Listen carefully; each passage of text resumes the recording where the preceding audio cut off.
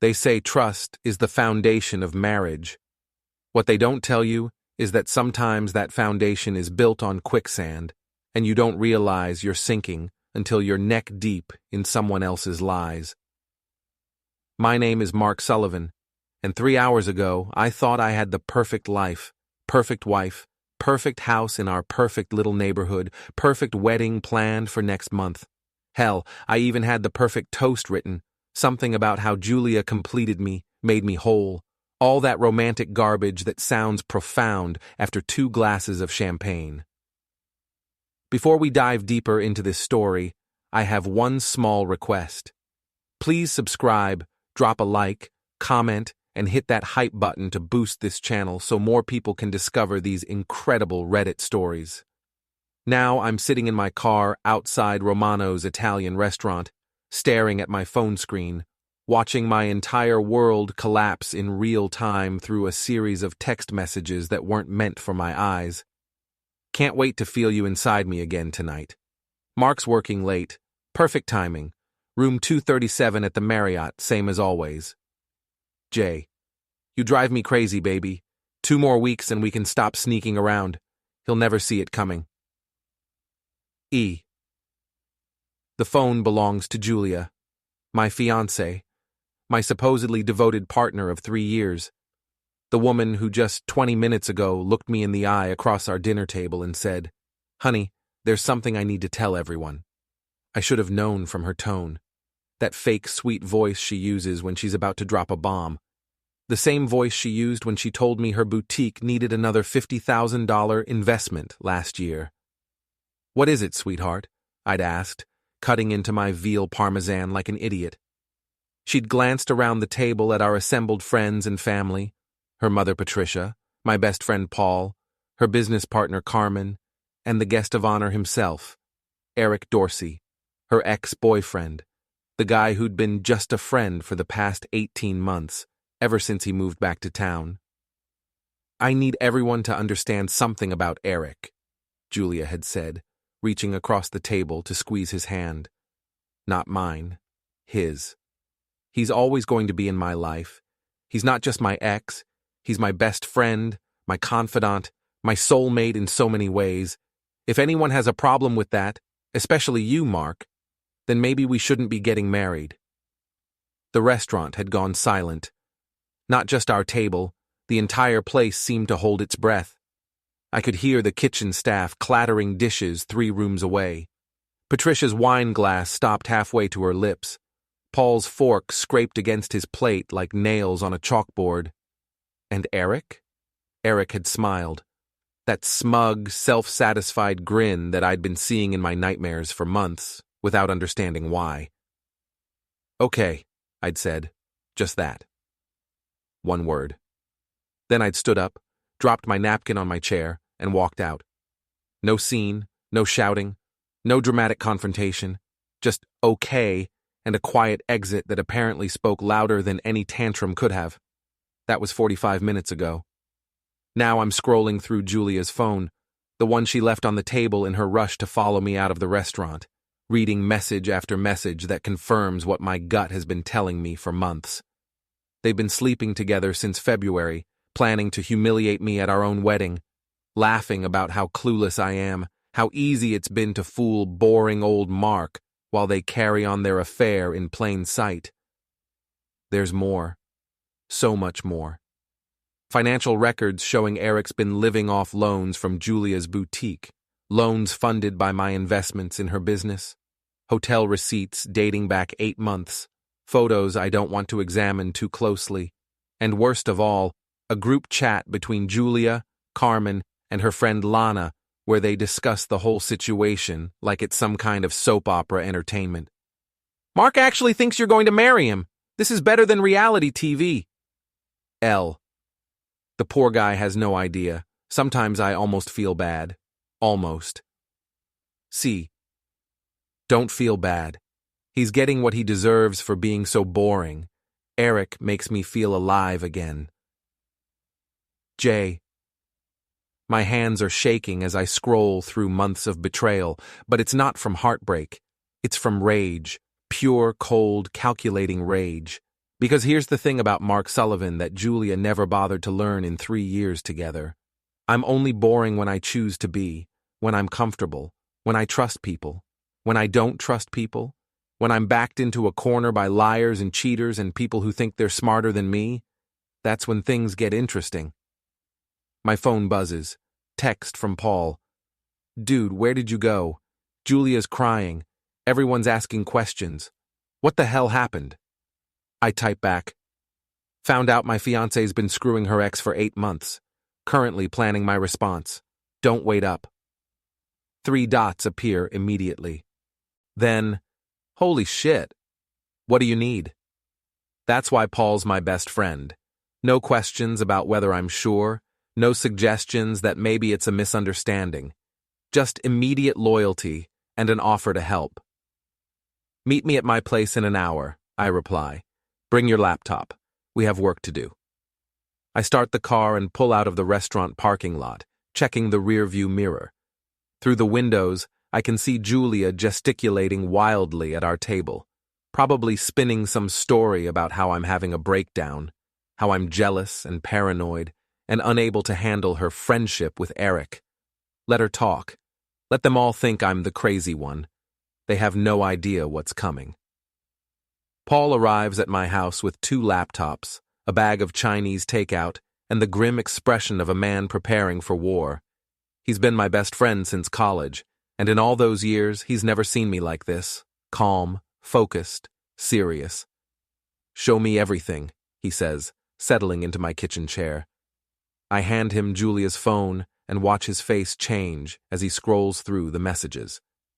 Paul's an IT security specialist. He knows digital evidence when he sees it. More importantly, he knows how to preserve it legally. Jesus, Mark. This is really bad. How long has this been going on? 8 months, minimum, maybe longer. I pull up my laptop and start typing.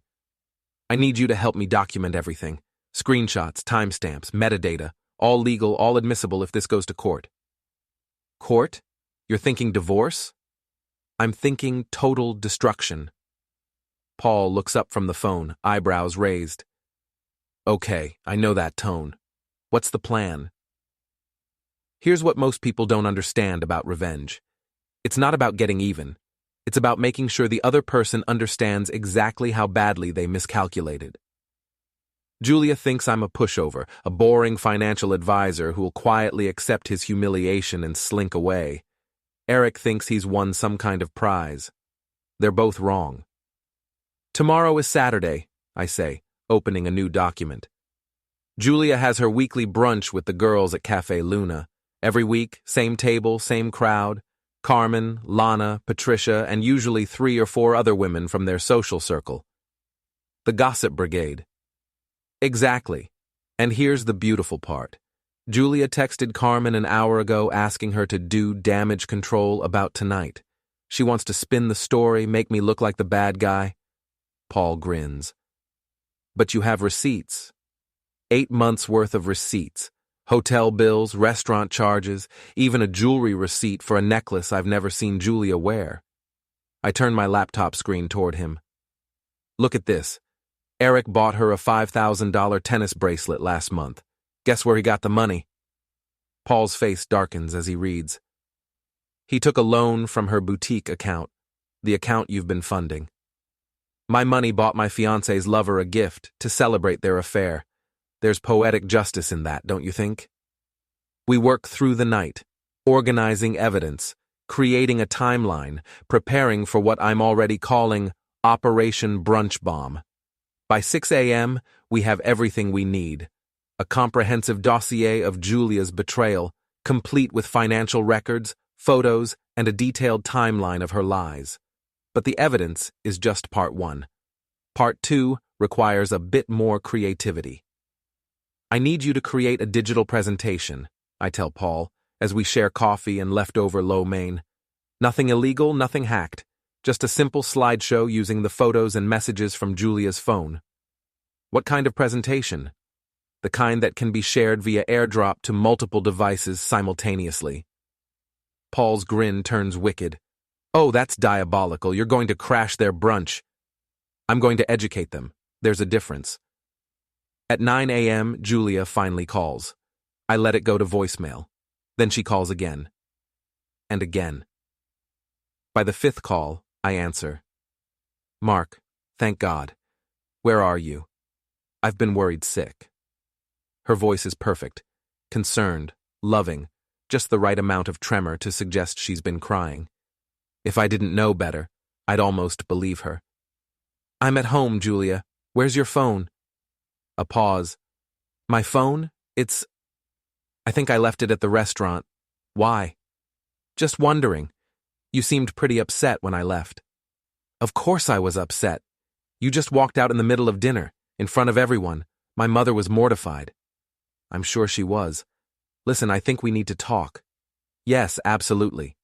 Can you come to brunch this morning? I'm meeting the girls at Cafe Luna, but we could step outside and… Actually, I think I'll join you for brunch, if that's okay. Another pause, longer this time. Join us? But you hate those brunches. You always say they're just gossip sessions.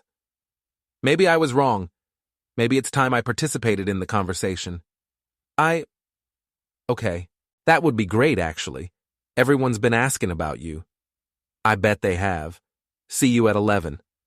I hang up before she can respond and turn to Paul, who's been listening with obvious admiration. You magnificent bastard, he says. She has no idea. None of them do. That's what makes this so perfect. At 10:30, Paul and I drive separately to Cafe Luna. It's a trendy place in the arts district. All exposed brick and Edison bulbs, the kind of spot where wealthy women go to drink $30 mimosas and dissect their friends' personal lives.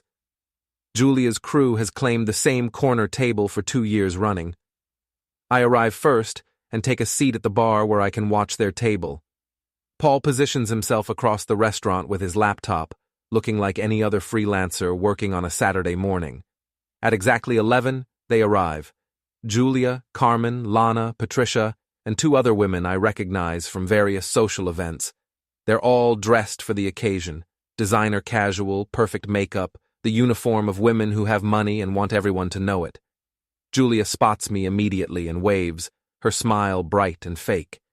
She says something to the group, and I watch their faces change as they realize I'm here. Surprise, curiosity, and from Lana, who I now know has been actively encouraging Julia's affair, barely concealed amusement. They think this is going to be entertaining. They have no idea how right they are. I wait until they've ordered, until they're settled and comfortable and deep in conversation. From my position at the bar, I can see Julia gesticulating as she tells her version of last night's events, the concerned fiancé dealing with her jealous, irrational partner, the victim of my unreasonable behavior. Carmen nods sympathetically. Lana makes exaggerated, shocked faces. Patricia dabs at her eyes with a napkin, playing the role of the concerned mother. It's a masterful performance. Too bad it's about to be interrupted. I text Paul, "Showtime." Then I stand up, straighten my shirt, and walk over to their table with the biggest smile I can manage. "Ladies," I say, pulling up an empty chair. "Mind if I join you? Julia and I have some news to share." The silence at the table is deafening. Julia's face cycles through confusion, panic, and forced cheer in the span of 3 seconds. "Mark! Honey, what a surprise! I thought you were going to call first." "I decided to surprise you instead." I settle into my chair and signal the waitress. "Mimosa, please. Make it a double."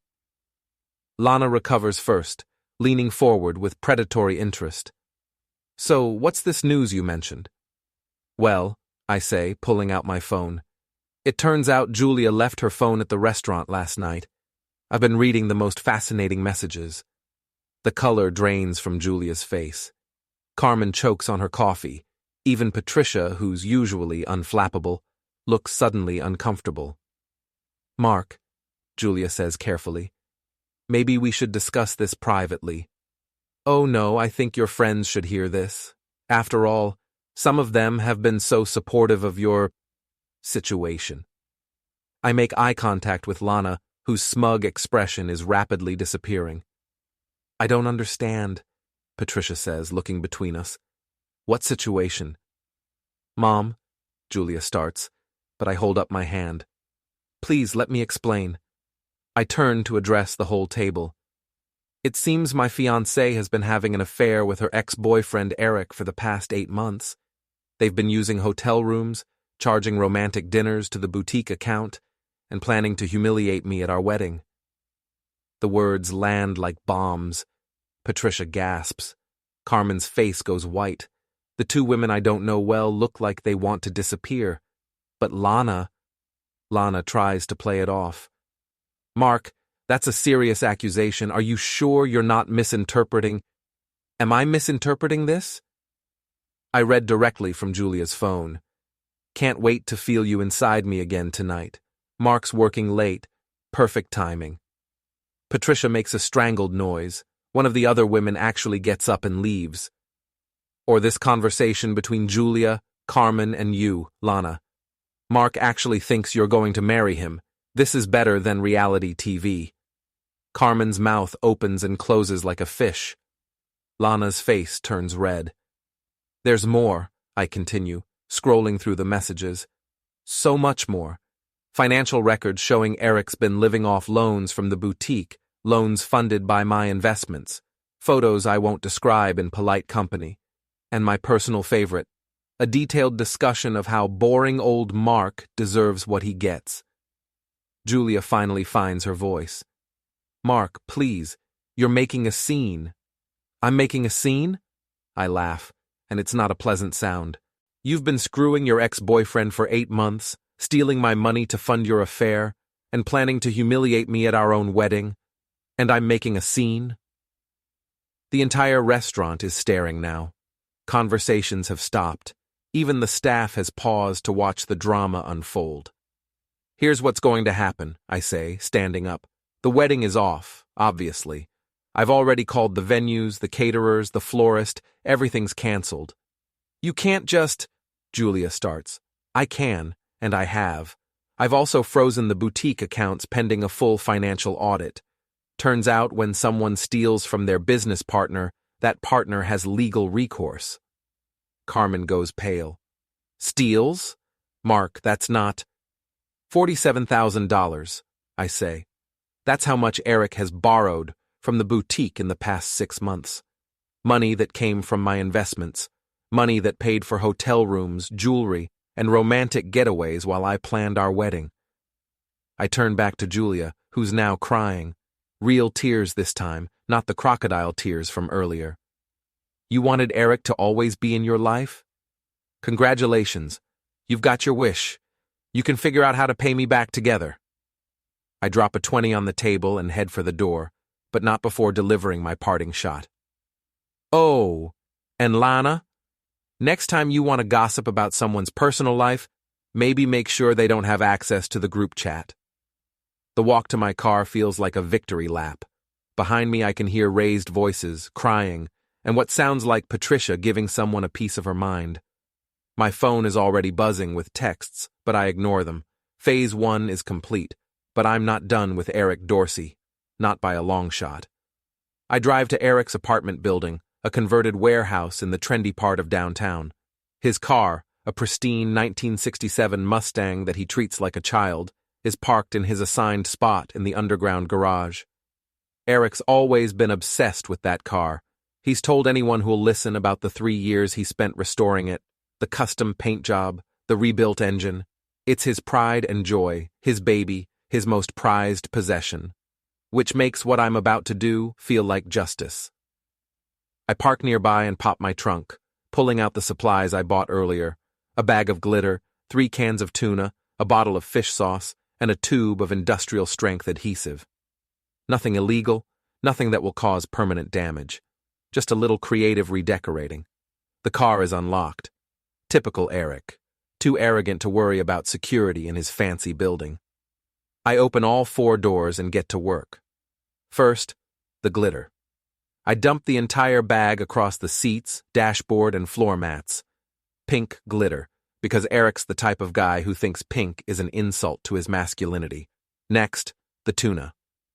I open all 3 cans and strategically place them under the seats and in the air vents. The fish sauce goes on the upholstery for good measure. Finally, the adhesive. I squeeze it around the door handles, steering wheel, and gear shift. Not enough to cause damage, but enough to make everything sticky and unpleasant. When I'm finished, I step back to admire my work. The car looks like a craft store exploded inside it, and the smell is already becoming noticeable. I leave a note on the windshield. From the ex-husband who doesn't care anymore, enjoy your prize. As I'm walking back to my car, my phone rings. Eric's name flashes on the screen. "You son of a jerk," he says without preamble. "What did you do to my car?" "I have no idea what you're talking about." "Don't play games with me, Mark. I know it was you." "Prove it," I say. "And while you're at it, maybe you can explain to the police how you've been stealing from my business investments to fund your affair." A long pause. This isn't over. "You're right," I agree. "It's not." I hang up and drive home, where Paul is waiting with beer and a huge grin. "How'd it go?" he asks. "Phase 1 and 2 complete, but I'm just getting started." "What's Phase 3? I crack open a beer and smile. Phase 3 is where things get really interesting. By Monday morning, the story has spread through our social circle like wildfire. My phone hasn't stopped buzzing with calls and texts from friends, acquaintances, and people I barely know, all wanting to hear the details firsthand. Some are supportive, some are shocked. A few seem disappointed that they missed the drama at brunch. But the most interesting calls are from Julia's former friends, women who were part of her inner circle until they realized they'd been accessories to her deception. "Mark, I had no idea," says Rebecca, one of Julia's boutique customers. "If I had known what was really going on, I never would have covered for her when you called looking for her that night in March." "You covered for her?" "She said she was at a business dinner with suppliers. I thought I was helping. I feel terrible." March. That was 8 months ago, right when the affair started according to the text messages. Julia had told me she was having dinner with Rebecca to discuss a potential partnership. Instead, she was with Eric. "Rebecca, did she ask you to lie for her other times?" A pause. "A few times. She said you were being controlling, checking up on her constantly. She made it sound like you were the problem." The picture becomes clearer with each call. Julia hasn't just been cheating, she's been systematically manipulating our entire social network, turning friends into unwitting accomplices and painting me as a jealous, controlling partner. But her strategy has backfired spectacularly. Now that the truth is out, people are remembering all the times Julia asked them to cover for her, all the suspicious requests and convenient stories. They're realizing they've been played, and they're not happy about it. By Tuesday, Julia's boutique is in crisis. 3 major customers have canceled orders. Her business partner, Carmen, is fielding angry calls from investors. And according to Paul's sources, he knows everyone in the local business community. Several vendors are demanding immediate payment on outstanding invoices. "She's hemorrhaging money," Paul reports over lunch. The boutique was already operating on thin margins, and now with the frozen accounts and the customer exodus, she's in real trouble. "Good," I say, and I mean it. "What about Eric?" "Even better news there. Remember that charity gala he's been planning for his marketing firm?" I nod. Eric's been bragging about landing the Riverside Children's Hospital fundraiser for months. It's a high-profile event with the city's elite, the kind of contract that can make or break a small marketing company. The hospital board got wind of the scandal. Apparently, Patricia knows several board members from her volunteer work. They're reconsidering their contract. "Patricia's helping?" "Oh yeah, hell hath no fury like a mother-in-law scorned. She's been calling everyone she knows, making sure they understand exactly what her daughter and Eric did to you." This is an unexpected development. Patricia has never been my biggest fan. She always thought Julia could do better than a boring financial advisor. But apparently, her sense of propriety outweighs her disappointment in her daughter's choice of partners. "There's more," Paul continues. "Eric's been trying to do damage control, reaching out to mutual friends, claiming you're exaggerating the situation. Let me guess, it's not working. Not even close, especially after what happened at Murphy's bar last night. I raise an eyebrow. What happened at Murphy's bar? Paul grins. Eric got drunk and decided to confront Tom Bradley about taking sides in the breakup. Tom reminded him that adultery isn't really a both sides situation, and Eric took a swing at him. Eric punched Tom? Eric tried to punch Tom. Tom's a former college wrestler. Eric ended up on the floor with a red nose and a bruised ego. The whole thing was caught on the bar's security cameras. I can't help but laugh. Tom Bradley is one of the most mild-mannered guys I know, a CPA who coaches Little League on weekends. If Eric managed to piss him off enough to fight, he's really lost the plot. The video's already making the rounds, Paul adds. Eric's not coming off well in public opinion. What about Julia? Desperate. She's been calling everyone, trying to arrange a meeting with you. She wants to work things out. Not happening. I figured, but she's getting creative. She tried to use Ben as a go-between. My blood runs cold. Ben is my 14-year-old son from my first marriage, a good kid who splits his time between my house and his mother's in the suburbs. Julia has always been decent to him, but using him to manipulate me crosses a line I didn't even know existed. What do you mean, she tried to use Ben? She showed up at his school yesterday, claiming she needed to talk to him about family business. The school called you, but you were in meetings all day. I checked my phone, and sure enough, there are 3 missed calls from Ben's school and 2 from my ex-wife, Lisa. I need to call Lisa, I say, standing up. Mark, wait, there's something else. The tone in Paul's voice stops me cold. What? Eric's been asking around about you. Specifically, he's been trying to find out about your finances, your business relationships, anything he might be able to use against you. Use against me how? I'm not sure yet. But he's been talking to some shady people, guys who specialize in, let's call it, creative problem solving. The implication hits me like a punch to the gut. You think he's planning something? I think Eric's a desperate man who's lost his meal ticket and his reputation. Desperate men do stupid things. I call Lisa as soon as I get back to my office. She answers on the first ring. Mark, thank God, we need to talk about what happened at Ben's school. Tell me everything. Some woman showed up claiming to be your fiancé, saying there was a family emergency and she needed to speak with Ben immediately. The school called me when they couldn't reach you. Did they let her talk to him? No, thank God. The principal knows our custody arrangement, and Julia isn't on the approved list. But Ben was upset. He wants to know what's going on. I close my eyes. This is exactly what I was trying to avoid, dragging Ben into the mess Julia created. I'll pick him up after school and explain everything. Mark, what exactly is going on? Ben mentioned something about a canceled wedding. I give Lisa the abbreviated version, focusing on the facts and leaving out the more sordid details.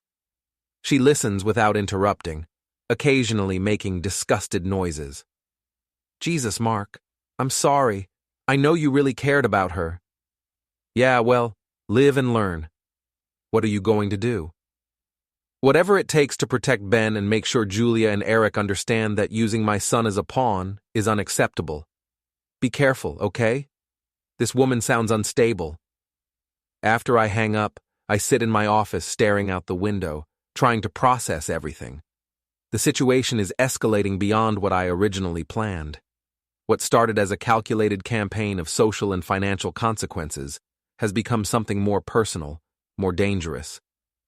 Julia involving Ben changes everything. This isn't just about revenge anymore. It's about protecting my family. I call Paul back. I need you to do some digging on Eric, I say. Financial records, business dealings, anything that might explain why he's getting desperate enough to involve my son. Already on it. Give me 24 hours. And Paul, I think it's time we move to Phase 4. What's Phase 4? Total warfare. The call comes at 2 a.m. on Thursday night. I'm jolted awake by my phone buzzing on the nightstand, Eric's name flashing on the screen. We need to talk, he says without preamble. His voice is slurred, angry. It's 2 a.m, Eric. Whatever you have to say can wait. No, it can't. You've destroyed everything, you bastard. My business, my reputation, my relationship with Julia, everything. I sit up in bed, instantly alert. There's something in his voice, a dangerous edge that wasn't there before. You destroyed those things yourself when you decided to screw my fiancée. She was never really yours, he spits. She told me from the beginning that you were just a placeholder, someone stable to pay the bills, while she figured out what she really wanted.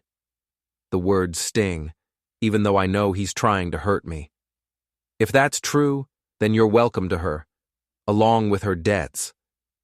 That's the problem, Mark. Thanks to your little stunt with the frozen accounts, we can't access any of the money. Julia's boutique is failing. I lost the hospital contract, and my business is circling the drain. You've backed us into a corner. Good. Maybe you should have thought about consequences before you started your affair. Here's the thing about corners, Eric says, his voice dropping to a whisper. When you back a man into one, sometimes he comes out fighting. The line goes silent. I immediately call Paul, who answers on the second ring despite the hour. Eric just called me.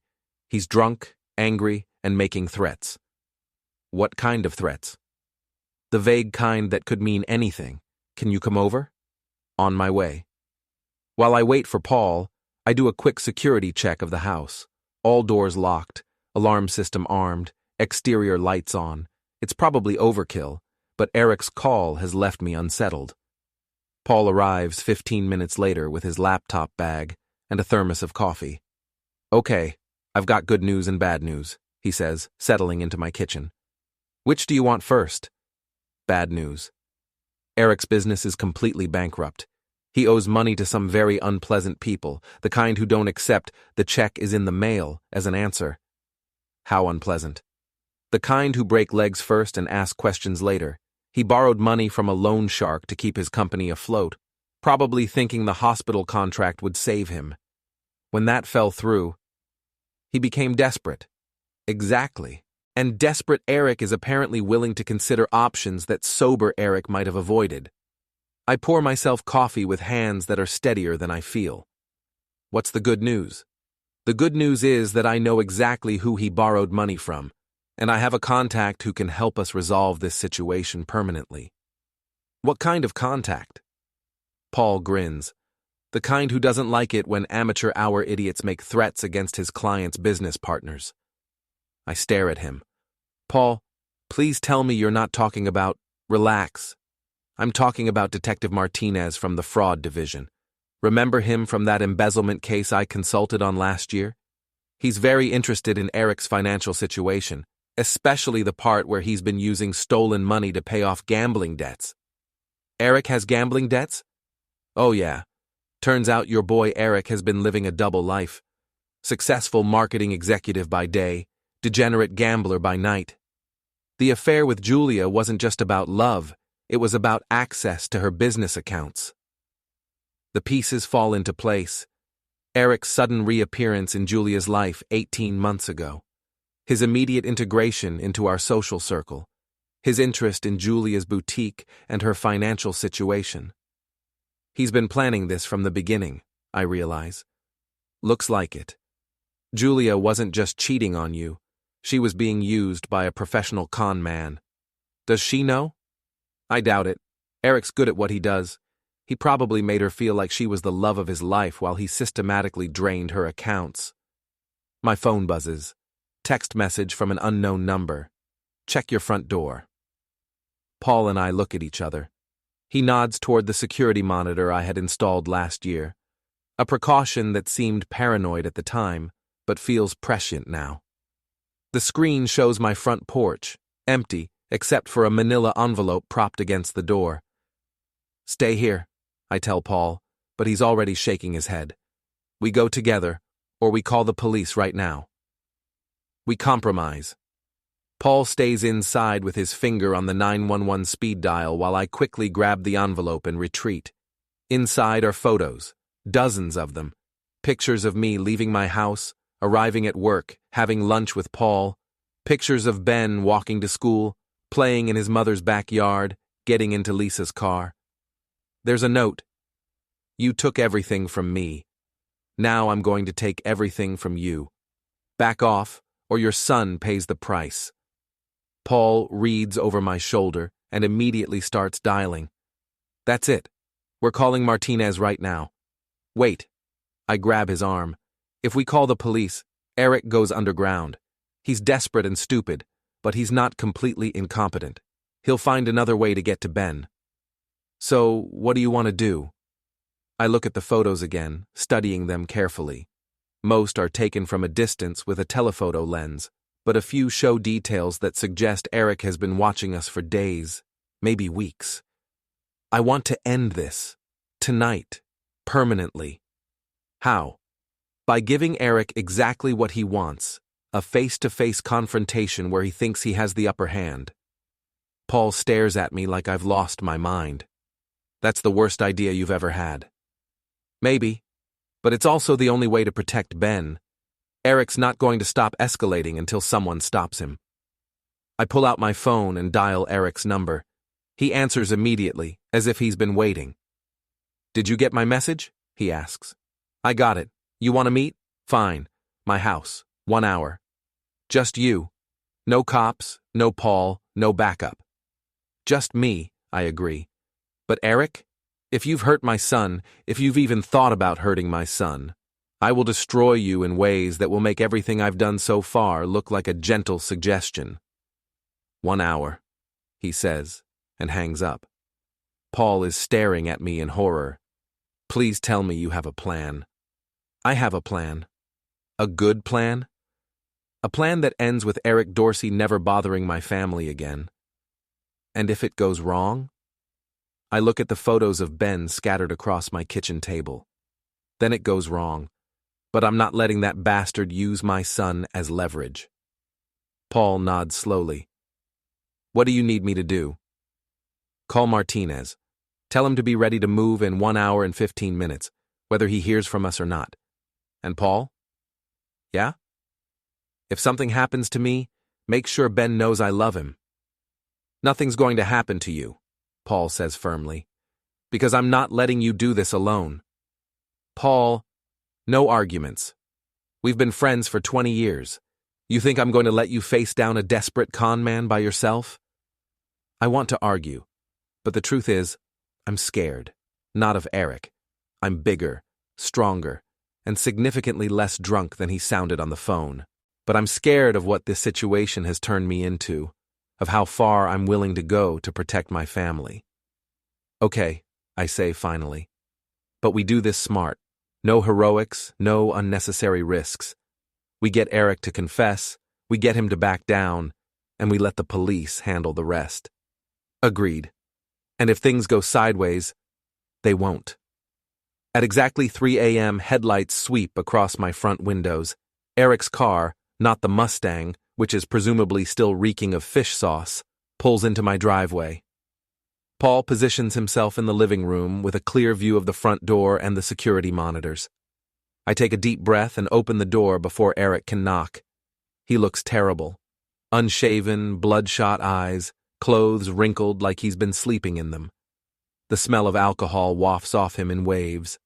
Mark, he says, swaying slightly. Eric, come in. He stumbles past me into the foyer, looking around suspiciously. Where's your boyfriend? Paul's not here. It's just us. Eric nods, satisfied, then turns to face me with an expression of pure hatred. You ruined my life. No, Eric. You ruined your own life when you decided to steal from me and threaten my son. Your son? He laughs bitterly. You want to talk about your son? Let me tell you about your son. He's a smart kid, walks the same route to school every day, stops at the same coffee shop every morning. Very predictable. The temperature in the room drops 10 degrees. If you've touched him, I haven't touched him. Yet. But that could change very quickly if you don't start cooperating. What do you want? I want my life back. I want you to unfreeze the boutique accounts, drop any legal action, and publicly apologize for the misunderstanding that led to our breakup. In exchange for? In exchange for your son's continued safety. That's when I know Eric has made his final mistake. Threatening me was one thing. Threatening Ben is another entirely. You know what, Eric? You're absolutely right. I have been unreasonable. Let me get my phone and start making some calls. I turn toward the kitchen, and Eric follows, just as I knew he would. He's drunk, angry, and convinced he's finally gained the upper hand. He has no idea that Paul has been recording every word through the security system, or that Detective Martinez is parked 2 blocks away, waiting for our signal. That's more like it, Eric says as we enter the kitchen. You should have done this weeks ago instead of... He stops mid-sentence as he notices Paul sitting at the kitchen table with his laptop open. You said he wasn't here. I lied, I say simply. Paul, did you get all that? Paul turns his laptop screen toward Eric, showing the recording interface. Every word, including the parts about stalking a minor and making terroristic threats. Eric's face goes white, then red, then white again. You set me up. You set yourself up, I correct. I just gave you enough rope to hang yourself with. Eric reaches into his jacket, and for a moment I think he might actually have a weapon. Instead, he pulls out his phone. It doesn't matter, he says, fingers flying over the screen. I've got insurance, 1 text message, and your son. Paul's laptop chimes with an incoming message. Eric's text, intercepted and rerouted through Paul's security software, appears on the screen. Do it now. Looking for this? Paul asks, holding up a second phone, Eric's backup device, lifted from his car while he was stumbling up my front walk. Sorry, but your associate isn't going to be bothering anyone tonight. Eric stares at the phone in Paul's hand, his face cycling through confusion, rage, and finally, defeat. You don't understand, he says desperately. The people I owe money to, they're not going to just forget about this. They'll come after me, after Julia, after anyone connected to this mess. That sounds like a problem you should have considered before you started threatening children, I say. Red and blue lights flash through the kitchen windows as Detective Martinez's unmarked car pulls into the driveway. Eric Dorsey, I say, watching as his shoulders slump in defeat. You're under arrest. Well, you will be in about 30 seconds. The front door opens, and Martinez enters with 2 uniformed officers. Eric doesn't resist as they cuff him and read him his rights. He just stands there, looking smaller and more pathetic with each passing moment. We've got enough to hold him on stalking, harassment, and terroristic threats, Martinez tells me as they lead Eric away. The financial crimes will take longer to sort out, but he's not going anywhere for a while. After the police leave, Paul and I sit in my kitchen, drinking coffee, and watching the sun rise through the windows. So what happens to Julia? Paul asks. That's up to her. If she cooperates with the investigation, she might avoid criminal charges. If not, I shrug. She made her choices. Any regrets? I think about it for a moment. 3 weeks ago, I thought I was going to marry Julia, start a new life, maybe even have more kids. Now she's facing bankruptcy and potential criminal charges, her ex-boyfriend is in jail, and I'm single again at 40. No, I say finally. No regrets. My phone buzzes with a text from Lisa. Ben's safe.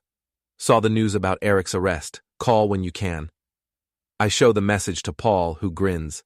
So what's next for Mark Sullivan? Next, I'm going to take my son fishing. Then I'm going to rebuild my business without any lying, cheating partners. And someday, when I'm ready, I'm going to find someone who actually deserves my trust. Sounds like a plan. It is. And Paul? Yeah? Thanks for having my back. Always, brother. Always. 2 months later, I run into Julia at the grocery store. She looks tired, older somehow, but not broken. We nod politely and go our separate ways. I hear through mutual friends that she's working as a manager at a department store, that she's paying back her debt slowly but steadily, that she's seeing a therapist and trying to rebuild her life. Good for her. Everyone deserves a second chance, even people who make catastrophically bad decisions about love and money. As for Eric, he's serving 18 months in minimum security for stalking and harassment. The financial crimes added another 2 years. He'll be out eventually, but his days of conning lonely women and threatening children are over. Ben asks about Julia sometimes, usually when we're fishing or working in the garage together.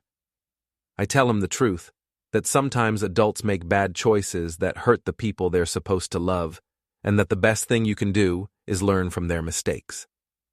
Are you going to get married again? He asked last weekend. Maybe someday, I told him, when I find someone who thinks being boring is actually a good thing. He laughed at that, and I realized something important. I'm not the same man who walked out of Romano's Italian restaurant 3 months ago. I'm stronger, smarter, and significantly less trusting. But I'm also happier.